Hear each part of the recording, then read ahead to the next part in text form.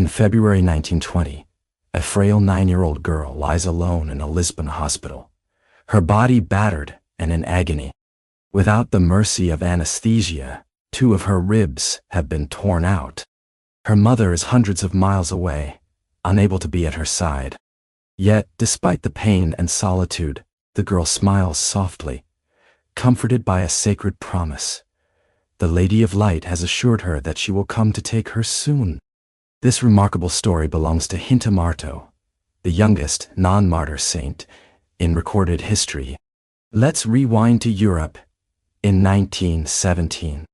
The continent is a battlefield of endless trenches stretching across the Somme and Verdun.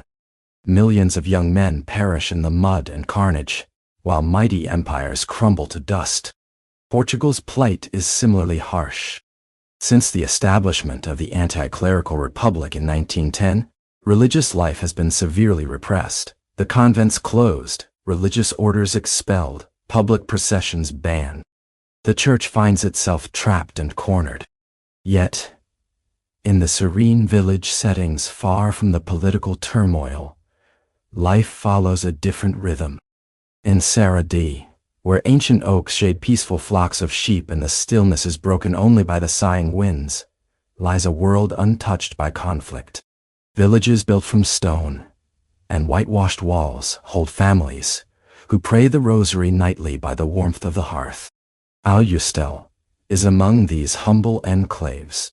Its few houses sit side by side with neighboring Fatima, nestled amid fields tended by peasants who may barely read but carry their grandparents' prayers deep in their hearts.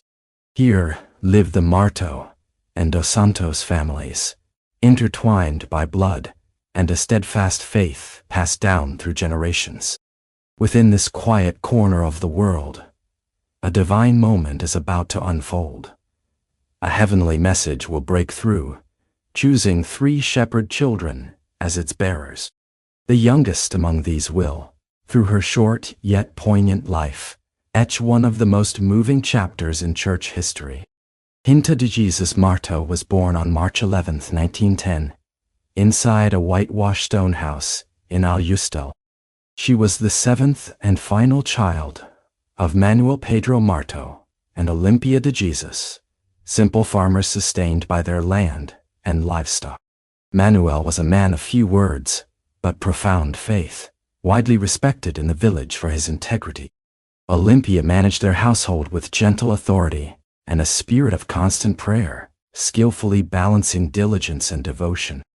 In this devout, hard-working family, Hinta blossomed as the cherished baby.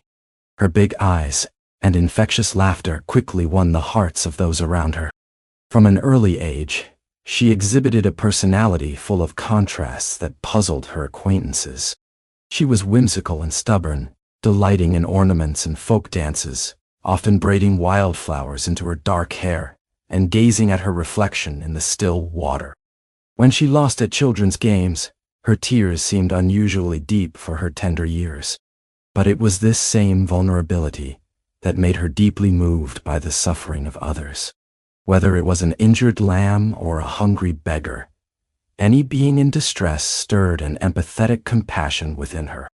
Hinta was a mix of vanity and tenderness, stubbornness and generosity, a regular child who embodied all the imperfections and complexities of childhood.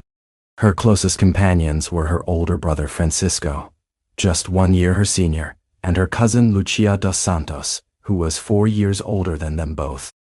Together, the 3 formed an inseparable trio as they tended their family's sheep along the rolling fields surrounding Aljustel, the Cova, the Cabasso, and Valinhos.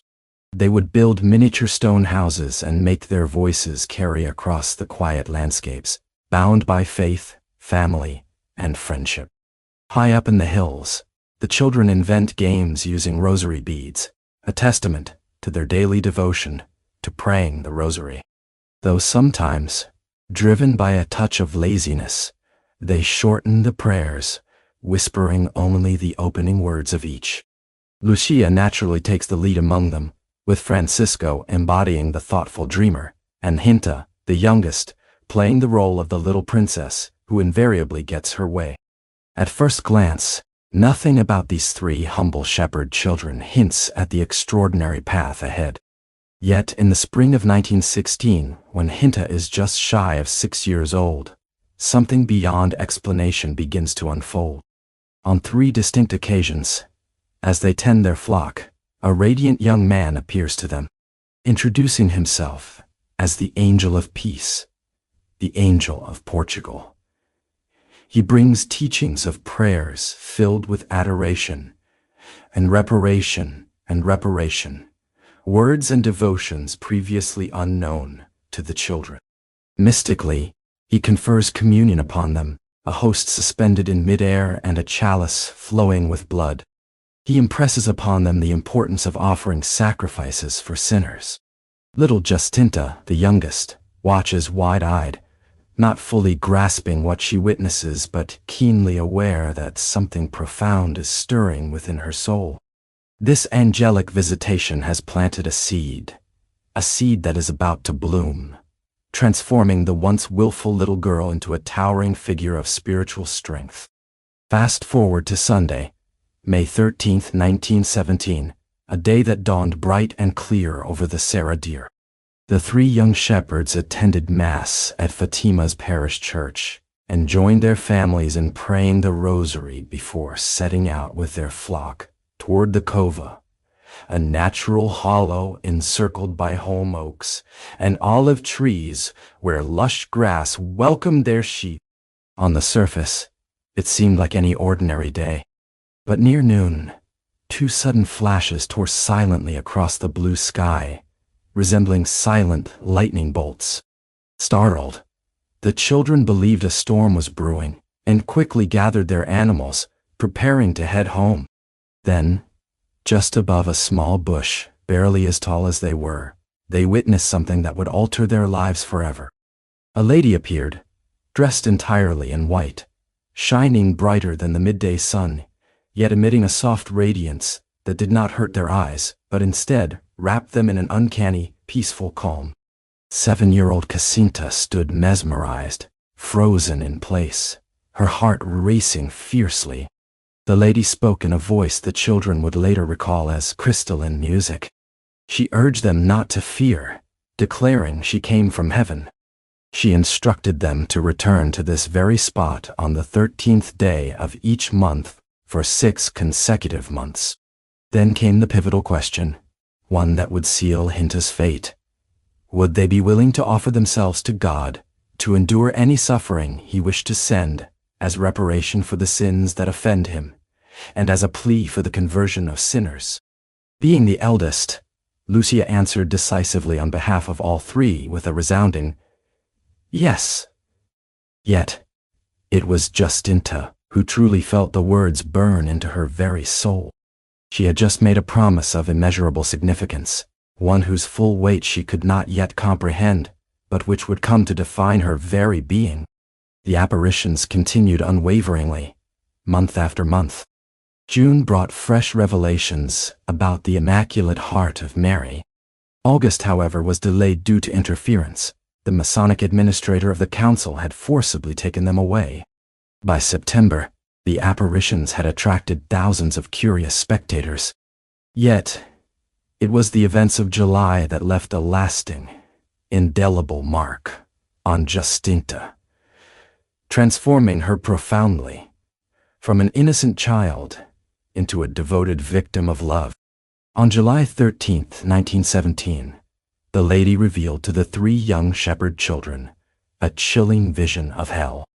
For what felt like an eternity, they witnessed a terrifying sea of fire where tormented demons and human souls writhed in agony, their screams echoing with despair and blasphemy. Lucia cried out in terror, while Francisco, though unable to hear the lady's voice but fully witnessing the horror, turned as pale as death. Yet it was Jacinta, the youngest, whose heart was most deeply wounded by the dreadful vision. From that unforgettable day forward, the little girl who once loved to dance and decorate her hair with flowers vanished. In her place arose a child consumed by one single, anguished thought: the souls lost to eternal damnation. Tears streamed continuously from her eyes as she repeated tirelessly, "Hell! Hell! How sorry I feel for the souls that go to hell. There are people there alive, burning like wood in the fire. Gone were the days of innocent play or childish vanities." Her sole longing was to do whatever she could to rescue souls from that fiery abyss. The lady had also entrusted the children with a secret, unveiled in 3 parts. The future wars, the consecration of Russia, and the intense suffering of a pope clad in white. Yet for Jacinta, none of these weighed as heavily as the haunting image of hell and the Virgin's words, which echoed ceaselessly in her mind. The lady urged them to sacrifice for sinners and to often say, especially during moments of sacrifice, "O Jesus, it is for love of you, for the conversion of sinners, and in reparation for the sins committed against the Immaculate Heart of Mary." Jacinta embraced her mission with a fervor that astonished all who knew her. The sacrifices she undertook after that vision defied all reason. This 7-year-old girl, who just months earlier had cried over losing games, now sought out suffering with the zeal of a great mystic. She deliberately gave up her afternoon snack of bread and olives, offering her portion to poorer children, or even to the sheep in the flock. In the blazing heat of the Portuguese summer, when the sun turned the fields into a scorched oven, Jacinta would refuse water for hours on end. Lucia recounted how her little cousin would gaze at the well with cracked lips, murmuring, "No, I don't want to drink. I want to suffer for sinners." Alongside Francisco and Lucia, she began wearing a rough cord tied tightly around her waist beneath her clothes, causing constant discomfort and tearing at their skin with every movement. The Virgin eventually instructed them to wear it only during the day, as they had even been sleeping with it on. But Jacinta did not stop there. When she found in the fields, she would deliberately strike her legs against nettles until her skin was covered with burning welts. Whenever anyone asked why she inflicted such pain on herself, she would always answer with the same phrase she had learned from the lady: "It is for the conversion of sinners." Yet, as intense as these physical sacrifices were, they paled in comparison to the harsh trials that awaited them from the world around them. Father Manuel Marquez Ferrer, the parish priest of Fatima, initially received news of the apparitions with deep suspicion. He feared that the entire event might be a diabolical deception or a childish fantasy designed to ridicule a church already suffering persecution in Portugal. Determined to uncover the truth, he interrogated the children harshly, searching for any contradictions in their stories and warning them about the grave consequences of lying about sacred matters. However, the most severe persecution came not from the church, but from civil authorities. Arur de Oliveira Santos, the administrator of the Aurum district, was a fervent Mason and a fierce anti-clerical. He viewed the Fatima apparitions as a direct threat to the Republican goal of secularizing Portugal. On August 13, 1917, the day of the 4th apparition, Santos arrived in Aljustrel under the guise of taking the children to Cova in his carriage. Instead, he kidnapped them and locked them in the village jail alongside common criminals, thieves, and drunkards who stared in disbelief at the frightened children. For 3 grueling days, the administrator subjected the little shepherds to separate interrogations, employing every intimidation tactic he could think of. He even told them he had a cauldron of boiling oil ready, threatening to fry them alive if they did not confess that the apparitions were fabrications. He interrogated Jacinta, the youngest, alone, believing her fragile age would break her resistance. The 7-year-old trembled in that cold, intimidating room, but when Santos pressed her to reveal the secret the lady had entrusted to them, she answered with surprising firmness, "I cannot tell. The lady does not want me to." When he threatened to kill her, she replied without hesitation, "If you kill us, we will go to heaven." Defeated by the unwavering courage of these illiterate children, the administrator had no choice but to release them, without achieving his goal. Jacinta returned to Aljustrel without a single complaint, but the ordeal had forged her spirit as steel is tempered by fire. She was no longer merely a child pretending to be saintly. She was becoming a martyr, in the truest sense. The news of the apparitions rapidly spread, attracting larger and larger crowds to Aljustrel, transforming the small shepherd's daily lives into another kind of struggle. Pilgrims from all corners of Portugal flooded the village to see the seers, touch them, seek favors, and even tear relics from their clothing. Skeptical journalists ambushed the children with tricky questions, while unbelievers mocked them openly. Within her own family, Lucia faced disbelief and shame. Convinced that their daughter was lying and humiliated by the scandal, they treated her with a harshness bordering on cruelty. Yet, Manuel Pedro Marto and his wife Olympia remained the sole pillars of support amidst the turmoil.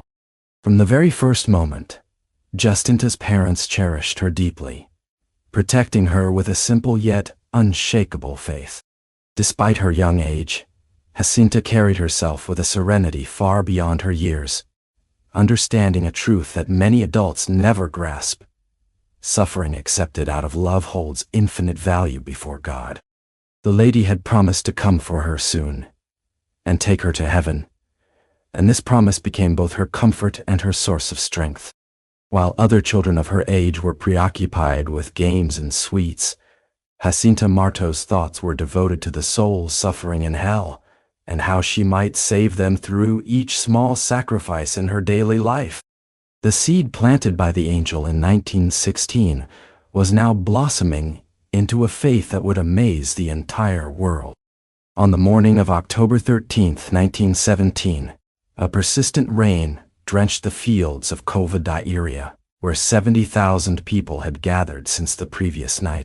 Barefoot peasants wore their Sunday best, while Lisbon's bourgeoisie shielded themselves with black umbrellas. Journalists sent by fiercely anti-clerical newspapers had come with the intention of documenting a failure of superstition. Priests arrived from distant places, even risking ecclesiastical censure to witness the event.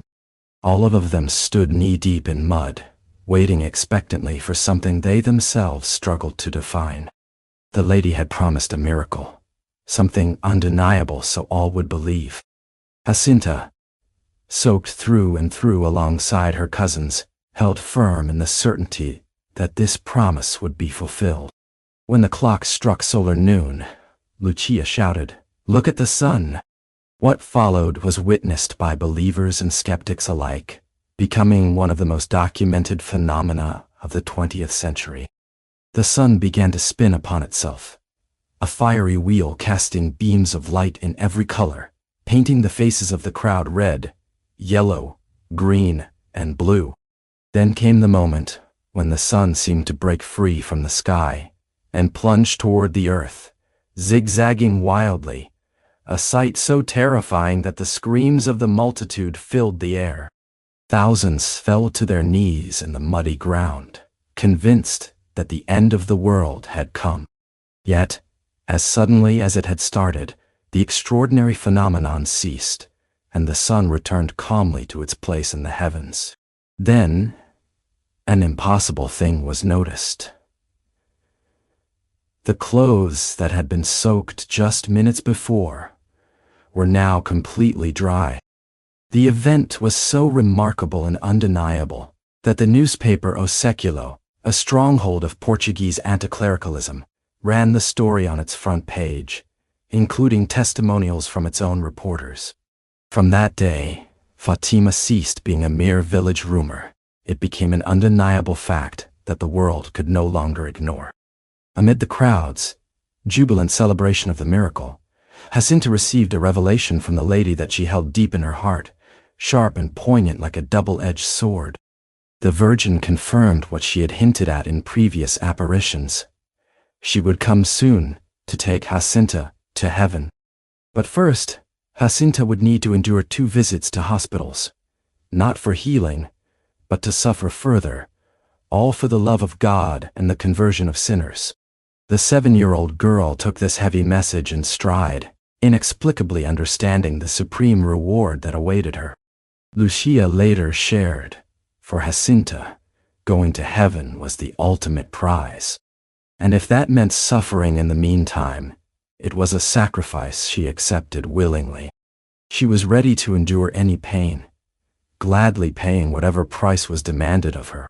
Yet, she had no way of knowing just how steep that price would be, nor the depth of loneliness she would face when the moment to pay came. The year 1918 brought with it the devastating Spanish flu pandemic, sweeping across Europe like an angel of death and claiming millions of lives within mere months. Portugal was not spared, and neither was the small village of Aljustrel. By October of that year, both Francisco and Jacinta had fallen gravely ill.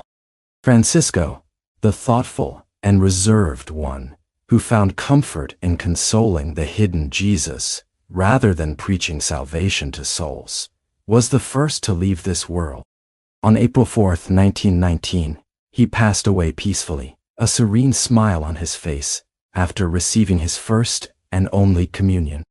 His final words were a humble plea for forgiveness of his sins and a tender goodbye to Jacinta, promising to wait for her in heaven. Jacinta survived the initial assault of the flu, but the illness left cruel and lasting damage on her frail body. She developed purulent pleurisy, which brought on excruciatingly high fevers and unrelenting chest pain. In August 1919, she was transferred to a hospital in Urim, where she spent 2 torment-filled months in a common ward among adult patients, far away from her mother. The treatments were rudimentary and excruciating. The medical staff drained pus from her pleural cavity through procedures that left her drained of energy and in tears. Yet, whenever asked by nurses if she was suffering greatly, Jacinta would respond steadfastly with the phrase that had become her personal litany: "Yes, but I offer it for the conversion of sinners and for the Holy Father." The lady had also shown her visions of the future, a pope dressed in white, subjected to persecution, attacked by soldiers, wounded. Although Jacinta did not grasp all the meaning behind her visions, she understood that this pope needed her prayers and sacrifices. Decades later, on May 13, 1981, when Pope John Paul II was shot in St. Peter's Square, many would recall the prophetic words of the young Portuguese girl who had offered her life for him even before he was born. In January 1920, doctors decided that Jacinta required an operation only possible in Lisbon. She was transferred to the Dona Estefania Hospital, hundreds of kilometers from Aljustrel, thus being separated permanently from her mother. Olympia de Jesus, utterly devastated, lacked the means to accompany her daughter to the capital. Jacinta, having just turned 9 years old, left alone for an unfamiliar city where she knew no one. A devout woman named Maria da Purificação Godinho took her in, providing shelter until the time of the operation. During those difficult weeks, Jacinta experienced new visions of the Virgin Mary, who consoled her and revealed exact details about her imminent death. She came to know that she would die alone, without the comfort of the sacraments, yet she embraced this deprivation as yet another act of sacrifice. On February 10th, the surgeons performed the operation without general anesthesia because her heart was too weak to endure it. They administered only local chloroform while removing 2 eyes. The doctors performed a painful procedure, cutting into her ribs to drain the purulent abscess that was slowly consuming her from within. Though the agony was intense and relentless, Jacinta did not cry out. Instead, she clenched her teeth tightly, offering every sharp stab of pain as a sacrifice for the countless souls falling into hell like drifting snowflakes. The wound was left open, to drain continuously, as the medical team acknowledged there was no hope left. All that remained was to wait for the inevitable end, an end that Jacinta herself had foretold, specifying the exact date. The night of February 20th, 1920, descended over Lisbon, bringing with it a damp cold that crept through the cracks of the windows at Dona Estefania Hospital. On the second floor, in a humble room, Hinta Mto lay completely still. The open wound on her side oozed steadily onto the crisp white sheets beneath her. She was only 9 years, 10 months, and 9 days old. Just 4 days earlier, the Virgin had appeared to her one final time, revealing the precise hour of her passing. Jacinta shared this profound message with the nurse, Aurora, with the calm acceptance of someone announcing an appointment long awaited. She was to die on Friday at 10 p.m. The nurse, deeply touched by the girl's serene acceptance, summoned the hospital chaplain to administer the last sacraments. Yet the priest, occupied with tending other patients, assured he would return the following day. Tragically, he did not arrive in time. At exactly 10 p.m. on that Friday night, Hinta asked for the chaplain, sensing the moment of her departure was near. 30 minutes later, when Aurora returned to the room, she discovered the child peacefully gone, her eyes gently closed and her face glowing with an expression of complete tranquility. Hinta had died alone, without the communion she had long desired, without the comforting embrace of her mother who was miles away, fulfilling her spiritual calling to be a victim soul for sinners until the very end. This final act of sacrifice meant Hinta passed away stripped of all worldly and sacramental consolation, seemingly abandoned but quietly upheld by the invisible presence of the lady who had promised to come for her. After her death, the little visionary's body was transported first to Urim, where she was laid to rest for 15 years in the family vault of the Baron of Alvezer, the benefactor who had financed her care in Lisbon. On September 12, 1935, her remains were exhumed to be transferred to Fatima. Those present were astonished to find Hinta's face incorrupt. Her features were perfectly preserved, as if she were merely sleeping a serene and restful sleep. Her hands, crossed gently over her chest, remained supple and flexible, betraying none of the stiffness of death. Only the rest of her body had undergone the natural decomposition that occurs beneath clothing. This phenomenon, while not automatically declared a miracle by the Church, is often associated with saints, and was widely regarded by many as a heavenly sign in relation to this child, who had given everything out of boundless love.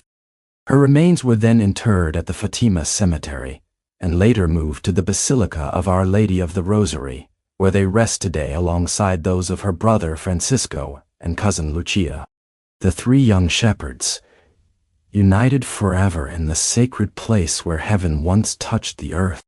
The formal process for the beatification of Hinta and Francisco began in 1949. However, as is often the case, it proceeded with the characteristic slowness of such causes. When exploring the causes for sainthood, the Church faced a profound theological challenge regarding the beatification of children who were not martyrs. Until then, the Church had never beatified minors on the grounds that children could not exercise heroic virtues with full deliberation. However, the case of the shepherd children of Fatima compelled theologians to revisit and reconsider this long-held belief. Through meticulous investigations, it became clear that José and Jacinta Marto, especially Jacinta, despite her tender age, had practiced faith, hope, and charity in a truly heroic manner.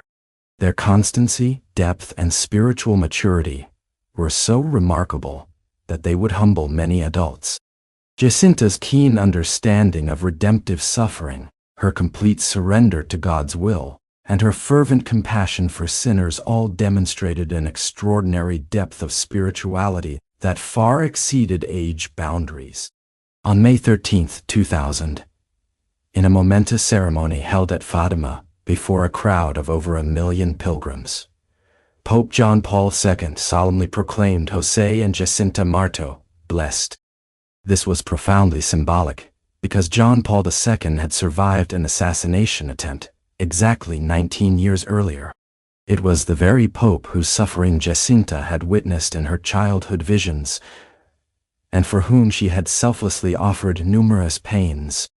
Remarkably, the bullet that nearly ended John Paul II's life is now embedded in the crown of Our Lady of Fatima, serving as a silent, tangible testament to the deep, mysterious connection between a Portuguese girl from the dawn of the 20th century and a Polish pope from its close.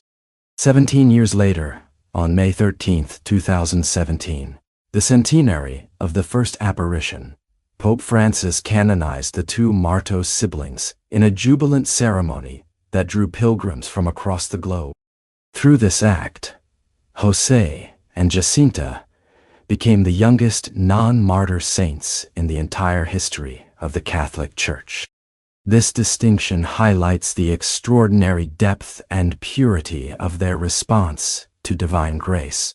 Yet, beyond these official honors and ceremonies, Jacinta's true legacy continues to live on in every heart that heeds her message sincerely.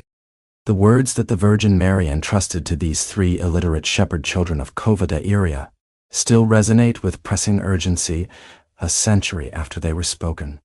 Prayer, penance, reparation for sins, and conversion. Jacinta deeply understood that these were not mere phrases, but a profound program for living, a life that she fully embraced, complete with all its sacrifices and consequences. Her tomb in the Basilica of Fatima attracts millions of visitors each year, but her true sanctuary cannot be measured in marble or gold. Her sanctuary is found in every silent sacrifice made out of love, in every rosary recited on behalf of those who do not pray, in every pain accepted as a ransom for souls who remain lost.